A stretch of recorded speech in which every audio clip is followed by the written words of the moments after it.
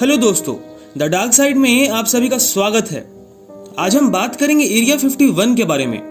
Las Vegas से 83 मील दूर नेवादा रेगिस्तान अपनी गोपनीयता और रहस्यमय चीजों के लिए मशहूर है और यहीं स्थित है एरिया 51, जिसे Nevada test and training range भी कहा जाता है। दरअसल द्वितीय विश्व युद्ध के समय कई एरियाज जैसे कि एरिया 1, एरिया 2, एरिया 3 जैसे साइट्स पर न्यूक्लियर बॉम्ब्स की टेस्टिंग की जाती थी और ये एरिया 51 भी उस समय की बनाई हुई एक न्यूक्लियर टेस्टिंग साइट ही थी। लेकिन इस एरिया को लेकर कई रहस्यमयी और विवादास्पद बातें सामने आई है और तो और लोगों का कहना है कि उन्होंने इस एरिया में बहुत से अजीब एक्टिविटीज को भी रिपोर्ट किया है।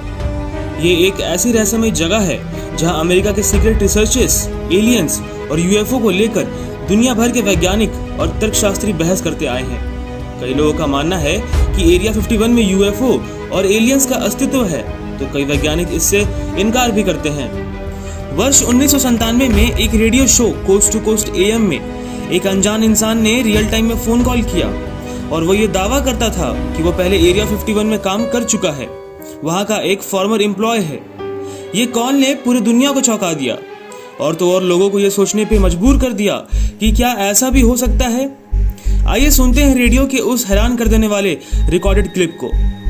You're on the air. Hello. Hello, Art. Yes. Hi. I don't have a whole lot of time. Well, look. Let's begin by finding out whether you're using this line properly or not. Area 51. Yeah, that's right. Were you an employee or are you now? A former employee. Former employee. I was let go on a medical discharge about a week ago, and I've kind of been running across the country. Oh man, I don't know where to start. They're gonna they'll triangulate on this position really soon. So you can't spend a lot of time on the phone. So give us something quick. Okay. Okay. What we're thinking of as aliens are they're extra-dimensional beings that an earlier precursor of the space program made contact with. They are not what they claim to be. They have infiltrated a lot of aspects of the military establishment, particularly the Area 51. The disasters that are coming, the military, I'm sorry, the government knows about them, and there's a lot of safe areas in this world that they could begin moving the population to now, Art. But they're not doing anything. They are not. They want the major population centers wiped out so that the few that are left will be more easily controllable. Discharge.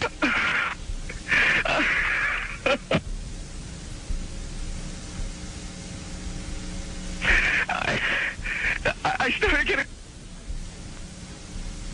Radio show पर live ही बीच में call cut हो जाता है और वो अनजान इंसान कौन था, कहां से आया था, क्या हुआ उसके साथ, ये किसी को भी नहीं पता।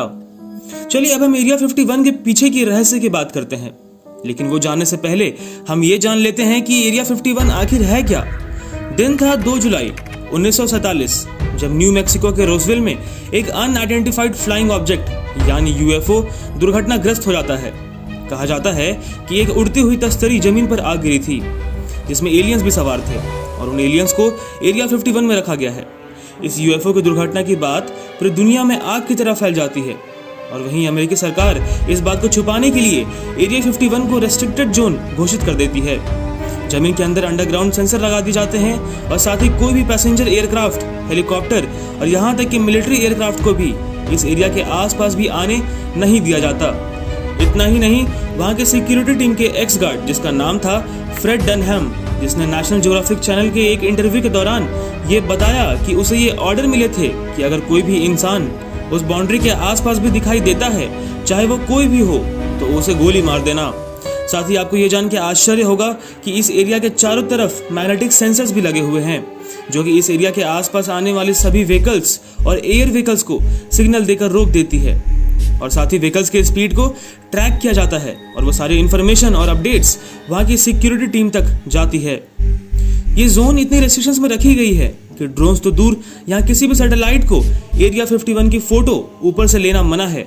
और जितने भी इमेजेस आप इंटरनेट में, यहाँ तक कि ये फोटोज जो आप इस वीडियो में देख रहे हैं, तो मैं आपको बता दूं कि साल 1988 में जब सोवियत संघ और अमेरिका के बीच शीत युद्ध का दौर चल रहा था, तब रूसी सैटेलाइट ने पहली बार एरिया 51 की तस्वीरें जाहिर की और तब पहली बार दुनिया के सामने एरिया 51 के नक्शे की तस्वीरें दिखी। उसके बाद इस जगह की कई फोटोज कुछ किलोमीटर दूर पहाड़ों पर से हाईटेक कैमरास की मदद से ली गई हैं। इस एरिया में इतनी ज्यादा पाबंदियां होने के कारण आज तक ना तो किसी को इसके अंदर होने वाली गतिविधियों की भनक लगी और ना ही कोई राज खुल सका। लेकिन बीच बीच में कई लोगों ने ये दावे किए कि वो एरिया 51 में काम कर चुका है और उनका ये भी दावा था कि वहाँ एलियंस और उनके क्रैश यूएफओ पर रिसर्च की जाती है। दावा करने वालों में कुछ नाम जैसे बॉब लेजार, बॉयड बुशमैन और डैन ब्यूरिश के भी थे।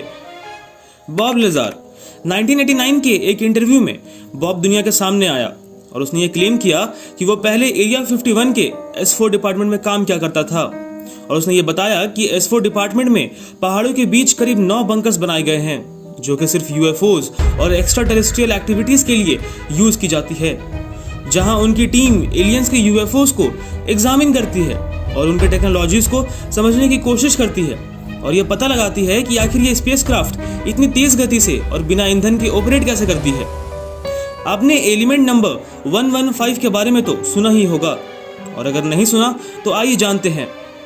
एलिमेंट 115 एक ऐसा एलिमेंट है जो कि न्यूक्लियर फ्यूजन रिएक्शन की वजह से बनता है। इसका केमिकल नेम है अननपेंटियम।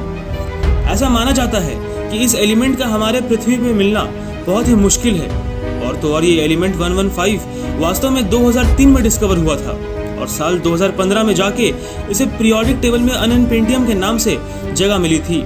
लेकिन यहाँ हैरान कर देने वाली बात यह है कि इसके बारे में बॉब लेजार ने 14 साल पहले 1989 में ही बता दिया था। बॉब ने बताया था कि S4 में करीब 500 पाउंड यानी कि 225 केजी से भी ज्यादा एलिमेंट मौजूद है। बॉब एक ऐसे propulsion सिस्टम पर काम किया करता था जो कि ग्रेविटी वेव्स जनरेट किया करती थी।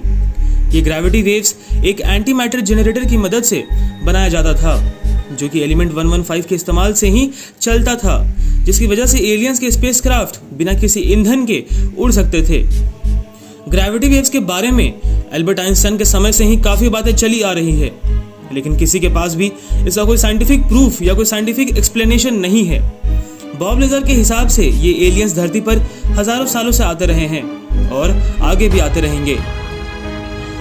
बॉयड बुशमैन एरिया 51 के फॉर्मर सीनियर साइंटिस्ट थे और 7 अगस्त 2014 को उनका देहांत हो गया। पर उसे कुछ दिन पहले ही उन्होंने एक इंटरव्यू दिया था जिसमें उन्होंने एरिया 51 में अपने काम के बारे में बताया था। उन्होंने कहा था कि एरिया 51 और एलियंस दोनों का वजूद है। एरिया 51 में 18 एलियंस इंसानों के साथ मिलकर रिसर्च किया करते हैं और उनमें से कुछ की उम्र तो 200 साल से भी अधिक है। उन्होंने एलियंस और उनके स्पेसक्राफ्ट की तस्वीरें भी साझा की। बुशमैन के मुताबिक एलियंस क्यूंटोनिया नाम के ग्रह से आए हैं जो कि पृथ्वी से 39 प्रकाश वर्ष दूर है।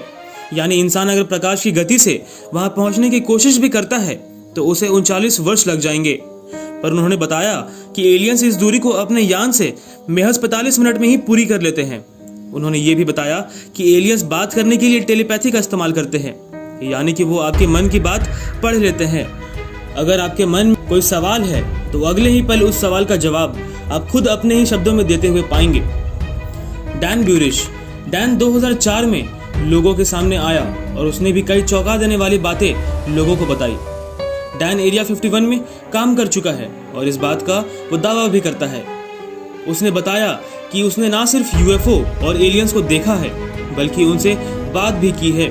यही नहीं, उसने अपने काम के बारे में बताते हुए कहा कि वो एलियंस वायरसेस को एलियंस के बॉडी से निकाला करता था और उसके हिसाब से उसने एक एलियन से कंप्यूटर लैंग्वेज के जरिए बात भी की थी जिस एलियन का नाम था जे रॉड। इन सारे सबूतों और तथ्यों के बाद एलियंस के अस्तित्व को नकारना लगभग नामुमकिन हो गया। ये सारी कॉन्स्पिरेसी थ्योरीज को सुनकर ऐसा लगता है मानो एरिया 51 के पीछे बहुत सी राज दबी हुई है।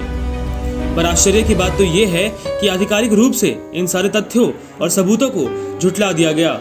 धीरे धीरे इस सुपर पावर मिस्ट्री को लेकर दुनिया की हैरानी बढ़ती गई और ये हैरानी तब चरम पे जा पहुंची जब 1996 में अमेरिकी सरकार ने नेवादा स्थित हाईवे 375 का नाम बदलकर एक्स्ट्रा टेरेस्ट्रियल हाईवे रख दिया। आपको ये तो पता होगा ही कि BBC डॉक्यूमेंट्री बनाने के मामले में सबसे अच्छी कंपनी मानी जाती है, लेकिन एरिया 51 के अंदर जाते ही उनके पूरे BBC टीम को अरेस्ट कर लिया गया और साथ ही उनके ID कार्ड्स के प्रॉपर वेरिफिकेशन भी करवाए गए और तो और उन्हें कई डॉलर्स के फाइन भी भरने पड़े। और जब BBC टीम ने एरिया 51 के बारे में जानना चाहा तो उन्हें बस यही बताया गया कि वो एक वेपन टेस्टिंग जोन है। आपको ये जान के हैरानी होगी कि एरिया 51 में इतनी गोपनीयता बरती गई थी कि अमेरिकी सरकार के किसी नक्शे तक में इसकी कोई जानकारी नहीं थी। लेकिन 1955 में वियतनाम युद्ध के वक्त पहली बार CIA यानी कि सेंट्रल इंटेलिजेंस एजेंसी ने इस इलाके के होने को स्वीकार किया। लेकिन बात यहीं खत्म नहीं हुई। 2013 में एक बार फिर से एरिया 51 चर्चे में आया और वहां के लोगों ने FOIA यानी कि फ्रीडम ऑफ इंफॉर्मेशन एक्ट के तहत एरिया 51 की डिटेल्स की मांग की। तब जाकर CIA ने अपने दस्तावेज में एरिया 51 का पहली बार जिक्र किया। लेकिन ये पल पूरी दुनिया के कान खड़े कर देने वाला था। दरअसल एरिया 51 को 2013 तक ऑफिशियली कहीं दिखाया नहीं गया था, यानी इसका कोई अस्तित्व ही नहीं था। CIA की जारी की हुई एक रिपोर्ट में इस बात की पुष्टि की गई कि यहाँ पर अमेरिका का सीक्रेट एयरबेस है, ना कि कोई एलियन और UFO। लेकिन वाकई में अगर वहाँ कुछ नहीं है तो फिर इतनी रोक क्यों है उस जगह को लेकर? एयरक्राफ्ट अलाउड नहीं है, सैटेलाइट लाइव फोटोज नहीं खींच सकते, आम लोगों का उसके आसपास भी जाना मना है। इस बात पर कुछ रिसर्चर्स का मानना है कि अमेरिका यहाँ वर्ल्ड के सबसे खतरनाक और सबसे एडवांस्ड एयरक्राफ्ट्स और वेपन्स को विकसित कर रहा है और कई बार इनकी टेस्टिंग की जाती है तो लोग इसके अजीब से दिखने वाले डिज़ाइन और पैटर्न को UFO समझ लेते हैं।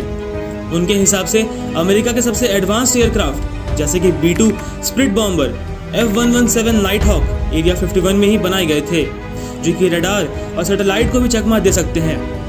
अगर इन एयरक्राफ्ट्स में थोड़ी भी गड़बड़ी पाई जाती है तो अमेरिकी कमांडोज उन्हें नष्ट कर देते हैं ताकि ये टेक्नोलॉजी और किसी के हाथ ना लगे।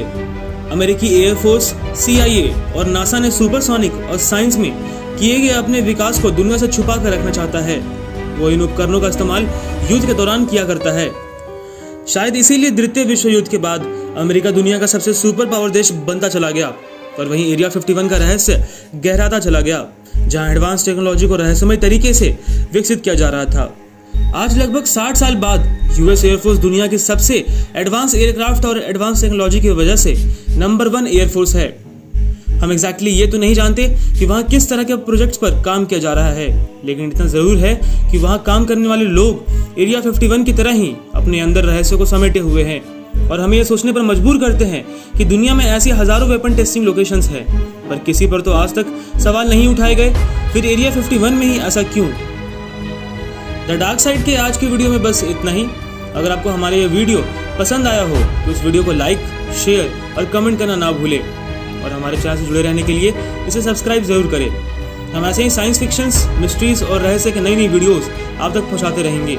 लेकिन आज के लिए बस इतना ही। बहुत जल्द मिलेंगे एक नई मिस्ट्री, एक नए रहस्य के साथ। तब तक के लिए